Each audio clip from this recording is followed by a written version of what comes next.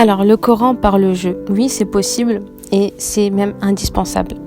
Parce que à partir de 7 ans déjà, le jeu prend une place très importante. Déjà qu'il est déjà très important, mais il prend vraiment une place très importante. C'est pour ça qu'il est difficile d'attirer les enfants vers le devoir, vers les leçons, vers les poésies, parce que son attention est dispersée et qu'il a besoin de jouer, et que dès qu'il ne joue pas, il vous dit qu'il s'ennuie. Donc ça, c'est quelque chose de tout à fait normal. Votre enfant n'est pas anormal en vous disant « je n'ai pas envie d'apprendre le Coran, je n'ai pas envie d'aller à l'école, je n'ai pas envie d'aller au jama, j'ai envie de jouer », c'est normal. Donc c'est quelque chose qui peut vous rassurer, j'espère.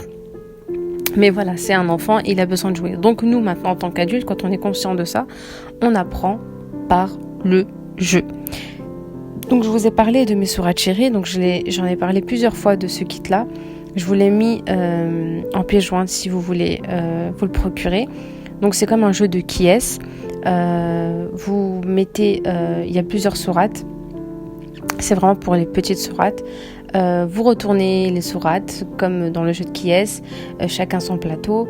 L'enfant choisit une sourate et il vous la fait deviner en vous disant et vous lui posez des questions. Combien a-t-elle de versets? Est-ce que c'est le nom d'un animal? Est-ce que elle fait partie des 3 sourates protectrices? Et du coup, ça permet d'acquérir des connaissances sur le Coran, sur le Muawwidatayn, sur les animaux en arabe, etc. Si c'est le nom d'un peuple, le Quraysh, le Kafirun. Et au fur et à mesure, l'enfant donc fait son tri et vous trouvez la sourate et vice versa. Quand vous jouez chacun à son tour.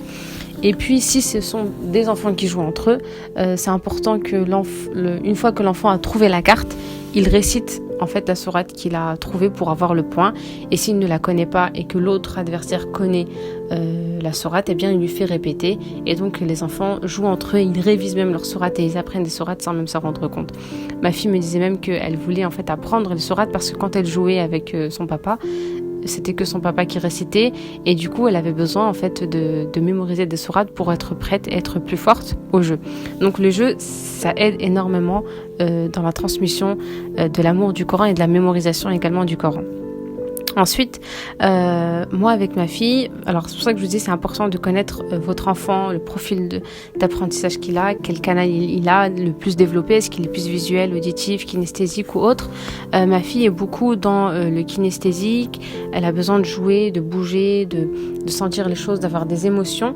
Et donc c'est pour ça que les histoires pour moi c'est très important.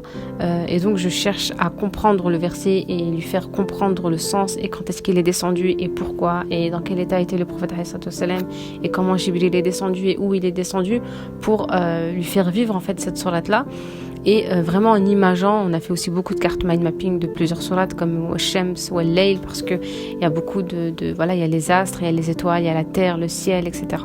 Il y a la nature, les animaux. Et donc c'est vraiment sympa pour dessiner, visualiser la sourate. Et on faisait également beaucoup on théâtralisait, on va dire, la sourate. C'est-à-dire c'était comme un jeu de rôle, comme une conversation. Et chacune à notre tour récitions en fait inversées. Par exemple, on va commencer par Alam nashrah laka sadrak et on va mettre de l'intonation parce que c'est une question. Et je vais lui dire Alam nashrah laka sadrak et elle va me dire Wa wada'na anka wizrak et moi je vais lui dire Alladhi anqadha dhahrak, etc., etc. Et donc elle va rentrer dans un jeu de rôle, ça va lui permettre de mémoriser une partie des versets et ensuite on va changer, c'est elle qui commence et c'est moi qui complète et donc elle se sera entraînée sur tous les versets de la sourate sans se rendre compte et avec un plaisir incroyable. On a même fait on fait souvent on révise les sourates en faisant des gestes, des mimiques. Par exemple, au Shams, on va lever les mains vers le ciel. Au Sama ou al-Ard, elle va montrer le ciel avec ses mains, al-Ard, l'insan, al-Hayawan, etc. Et on va théâtraliser en fait l'apprentissage de la sourate pour qu'elle puisse passer un moment super agréable et donc me réclamer en fait d'elle-même de pouvoir réviser ou apprendre une nouvelle sourate.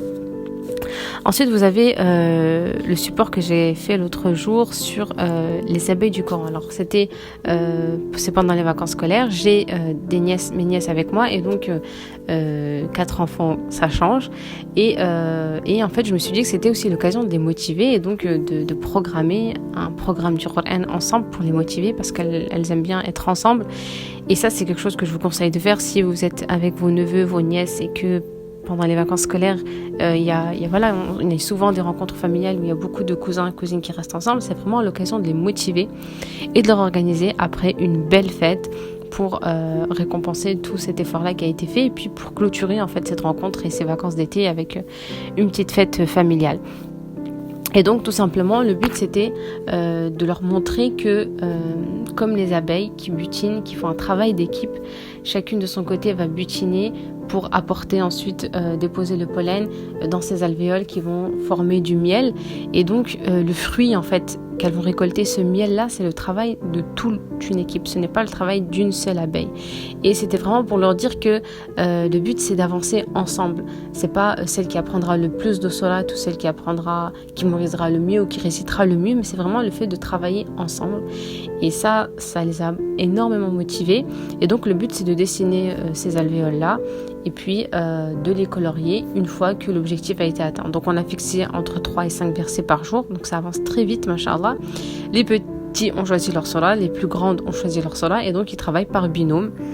Et c'est incroyable parce que tous les jours, avant de passer à une activité manuelle ou autre, ils me disent est-ce qu'on peut faire le temps Coran pour pouvoir colorier notre alvéole, et ils se lâchent en fait même dans le coloriage des alvéoles. À chaque fois, des fois c'est une alvéole multicolore à motif simple, uni, etc. Et ça les motive vraiment et je suis très très contente du résultat. Donc ça, c'est un travail que vous pouvez faire si vous êtes enseignante dans une classe pour motiver toute la classe, c'est-à-dire que cette même affiche là en format poster, en fait, vous pouvez l'accrocher dans la classe, dessiner ces alvéoles, les abeilles du Coran, et à chaque fois que quelqu'un a appris chez lui, eh bien, il colorie la case et pour montrer que c'est vraiment un travail d'équipe. Donc voilà ces petits conseils. Je vous préparerai Inch'Allah une fiche avec les alvéoles si vous voulez l'imprimer en format A4 pour le mettre dans un classeur ou quoi, si c'est plus simple pour vous qu'un poster. Voilà, j'espère que cette série vous aura été utile, Inch'Allah. Si j'ai d'autres conseils qui me viennent en tête, eh bien, je les partagerai avec vous, Inch'Allah, sans hésiter, soit par mail, soit en story. Pensez à moi dans vos invocations. J'espère que cette série de podcasts vous aura été très utile. Et je vous dis à très bientôt, Inch'Allah. Assalamu alaikum.